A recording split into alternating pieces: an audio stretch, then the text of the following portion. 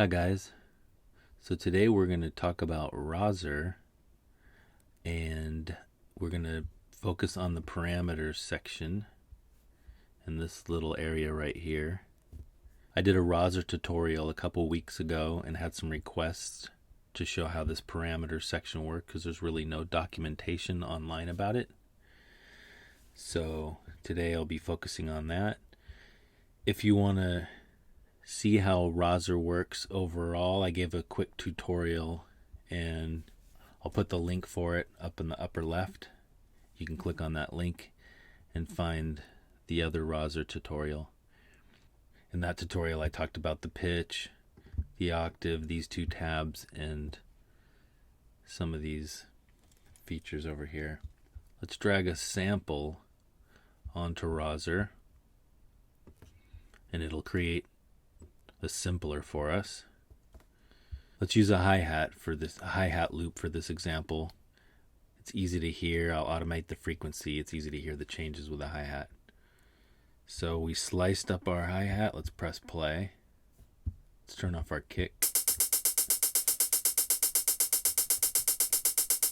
Let's give this a little bit of a gate so it's not as annoying.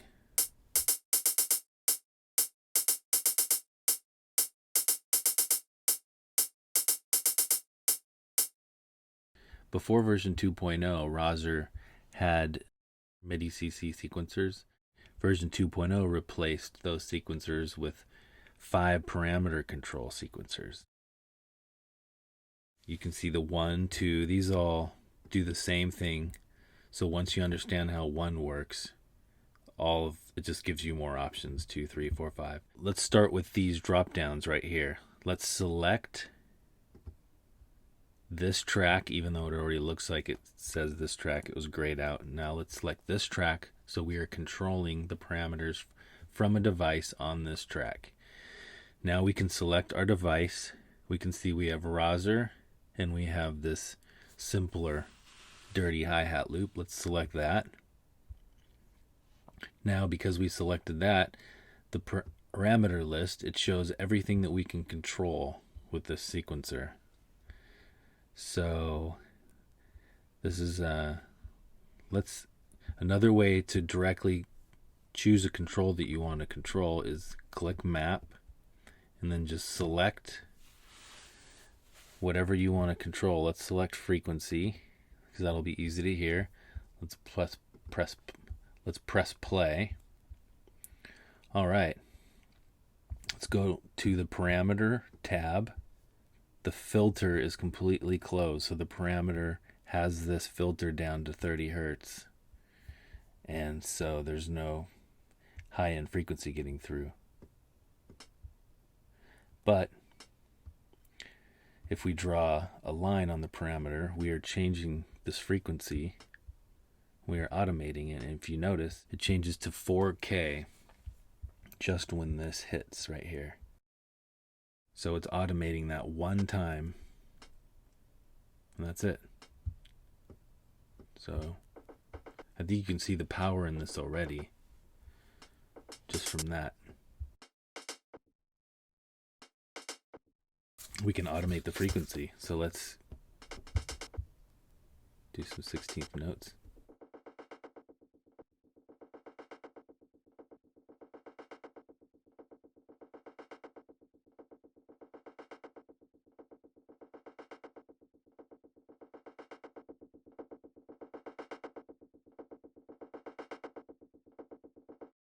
All right, so pretty powerful, right? And if we want to change this to something else, all we have to do is click the map button and click on anything else you want to. Let's do the fade and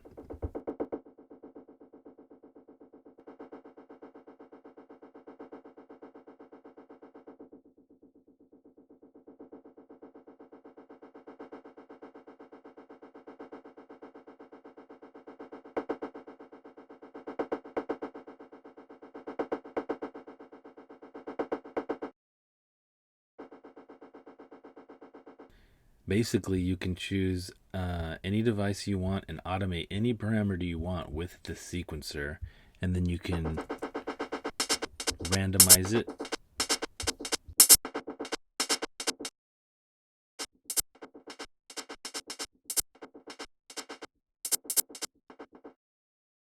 So it's pretty interesting and very powerful.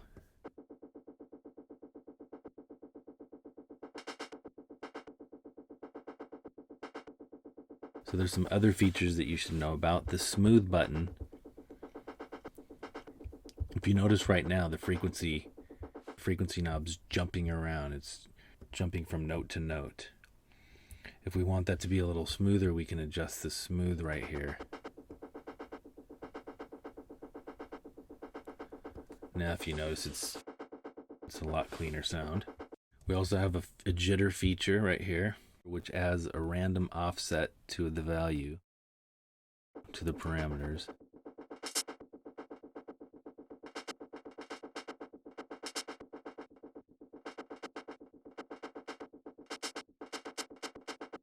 It's all over the place. Sorry about my color scheme, but this says curve, this says comp, this says jitter. And then there's values down here. If I move these knobs to the left, it goes to a negative value. Straight up the middle is 0. If I moved them to the right, it's a positive value. This stands for comp or compand. This is an expander and a compressor at the same time. So when you move this knob to the right, the positive values force the parameter controls that you're setting over here. They force those controls to the outer extreme. And if you move this control to the left, it goes to the negative side, and that pushes the parameter values towards the middle of the range. When it's straight up the middle, this is going to do exactly what you tell it to do, what you'd expect. It's moving the frequency ranges, how we program it.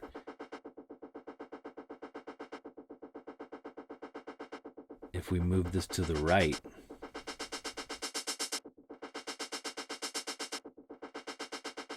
if you notice the frequency range, it has a broader frequency range now, so these higher up notes are going even higher.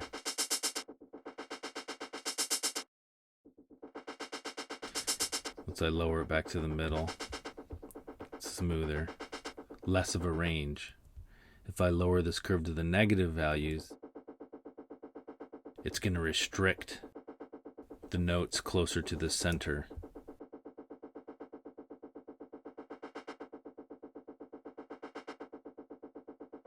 So it's a tighter frequency range that it's working with. So this is a very important control.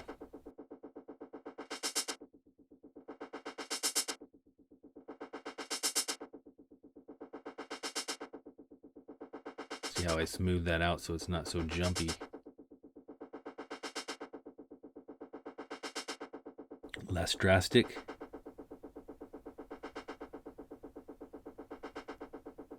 And totally flat.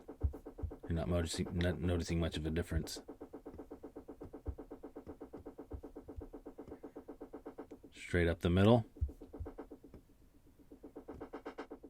And a good way to see what's going on is just look at the parameter that you have automated. Over here we have the frequency automated. And you can see it smoothly going up because the combination of the smooth control I have right here and I have this straight up the middle.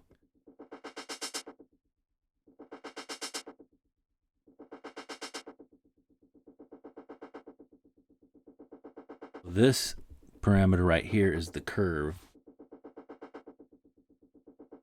When you go to the negative side, it creates an exponential curve, which you know what an exponential curve starts from nothing and then moves up very quickly exponentially. If you move it to the right, to the positive side, it creates a logarithmic curve. You just have to play with the parameters if I start too low. So this is going to start on the highs. So a combination of all these.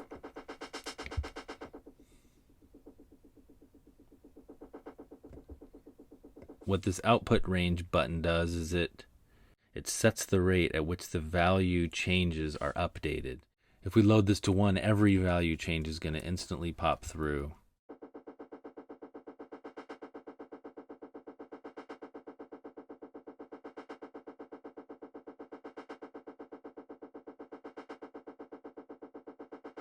If you raise this up, you're going to use less CPU, but you might notice a little bit of choppiness. You just have to use your ear, but don't be afraid to test this out. If your computer can handle it, I'd lower it. Now that I've explained kind of the basics of this, let's do something musical with it.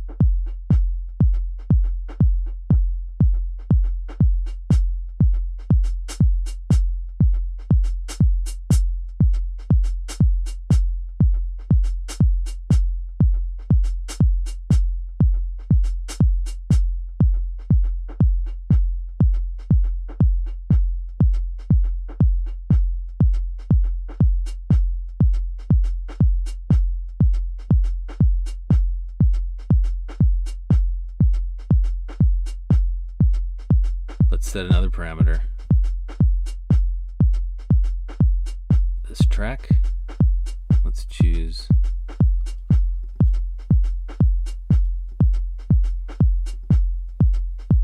you know what? Let's add a flanger.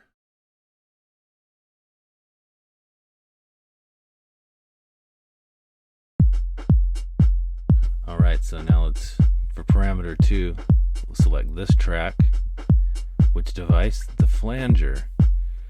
And let's map to the dry wet. It's the last thing I touched, so it mapped that. Parameter 2. And let's randomize it.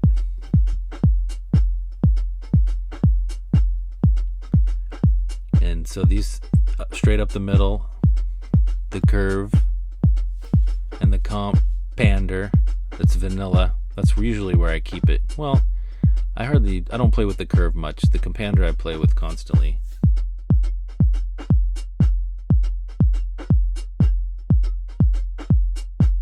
There you go.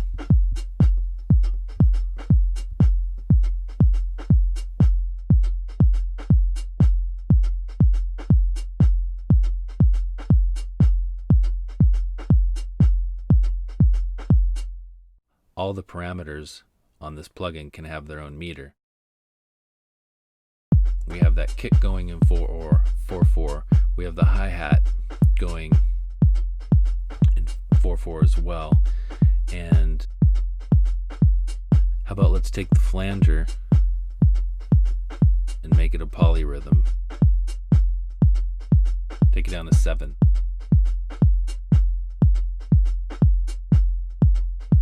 That's going to constantly change.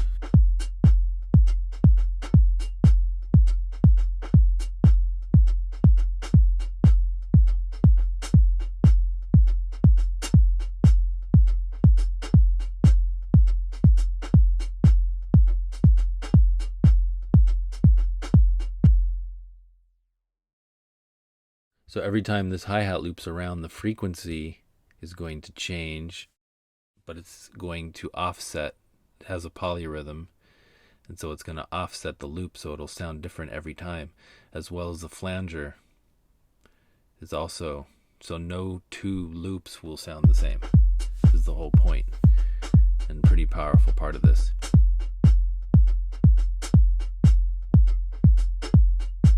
We have 3 other settings. We can go crazy, as you can see. You can go to 3. We can actually add a device from another track.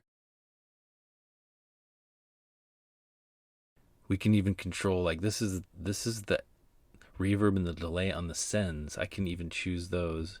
Choose the reverb. And there's all the settings of the reverb on that track. On the sends track. So It's pretty powerful. So this range, min, and max right here, this inverts the value changes and inverts everything you do within the parameter range.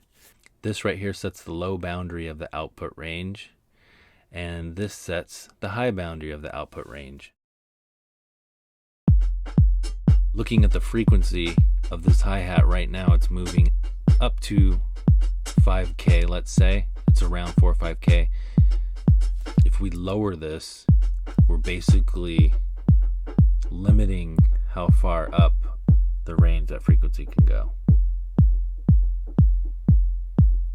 If you see now it's lowered, it's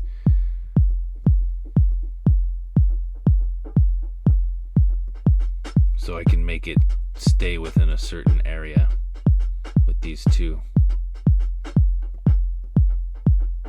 So you just have to play with that. You just have to use your ear. All right, now let's add a rahzar.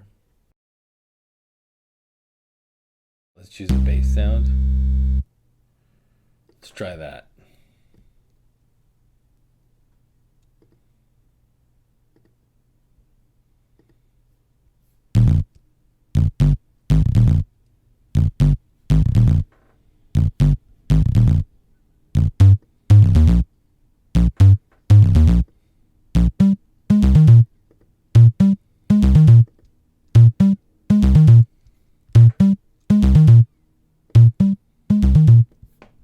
Lower the volume.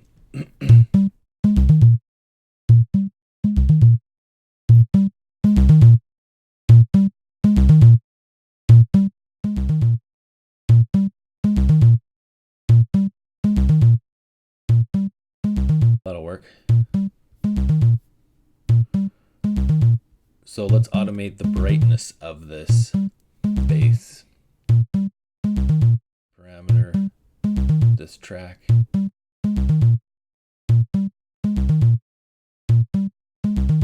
Distorted sine bass. And here we have all the parameters. Let's choose bright. Go to the parameter tab 1. Let's put them all down. So obviously with those all down, brightness is staying down to 0. So let's add automation to this.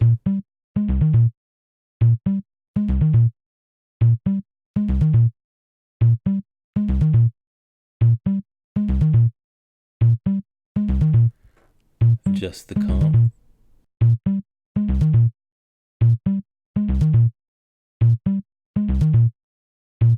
Maybe the smoothness.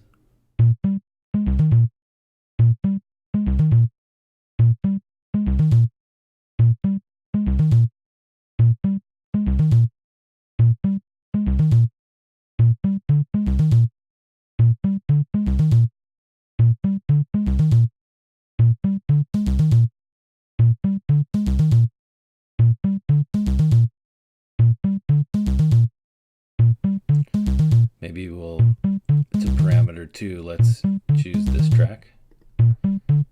Distorted sine bass. Let's choose the distortion.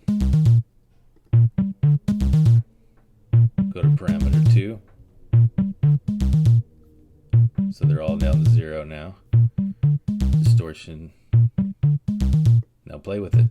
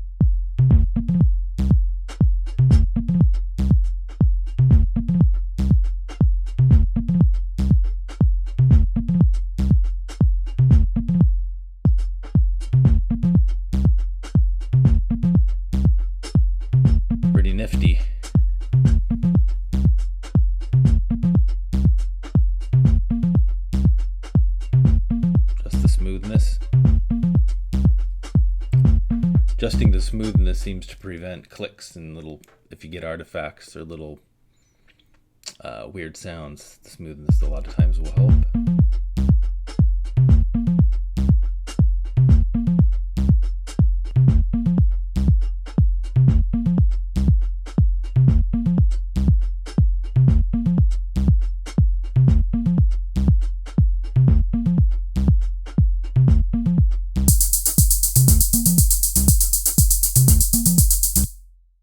Alright, sorry guys.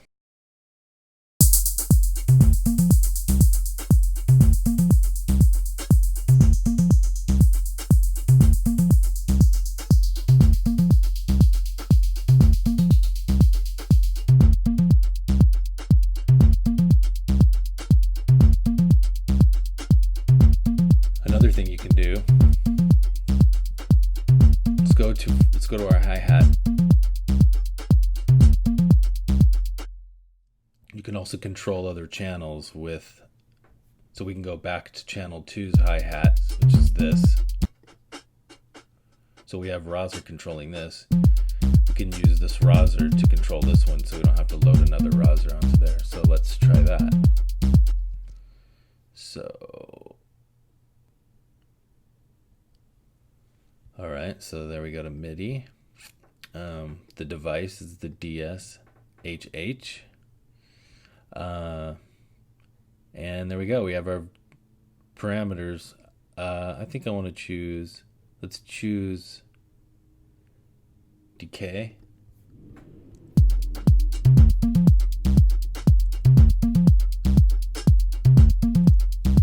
Now remember that's on parameter 3.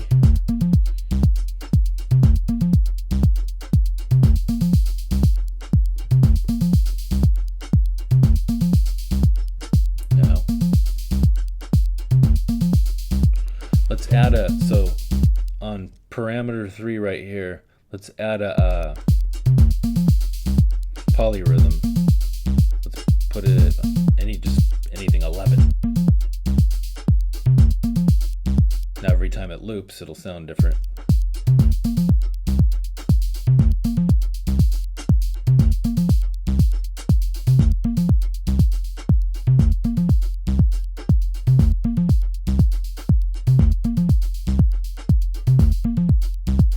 As you can see, it's going wild.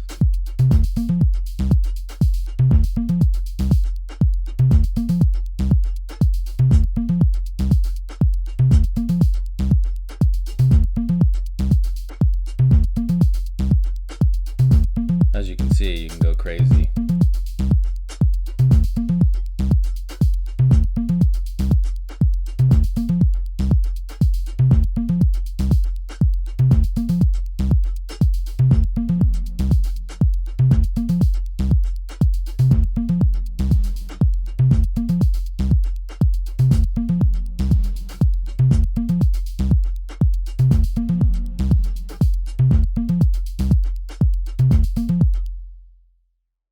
All right, let's see if we can program that.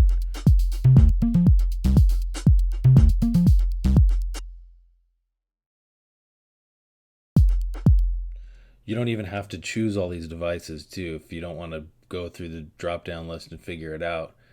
I usually don't add reverb to bass, but that sounded kind of cool, so let's see if we can just map it and click right on there. Now go to parameter 4.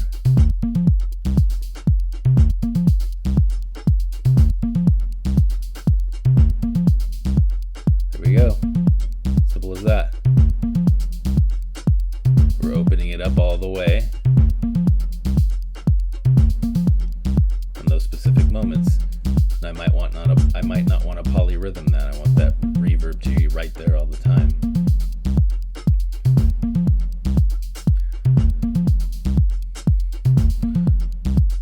So there's so many things you can do with this, as you can see. Wow, the possibilities are endless with this. I hope this was enough examples for you where you kind of understand what's going on with this mysterious third module over here. I hope this tutorial helped, and if you want more tutorials in the future, subscribe to my channel. Thank you for watching.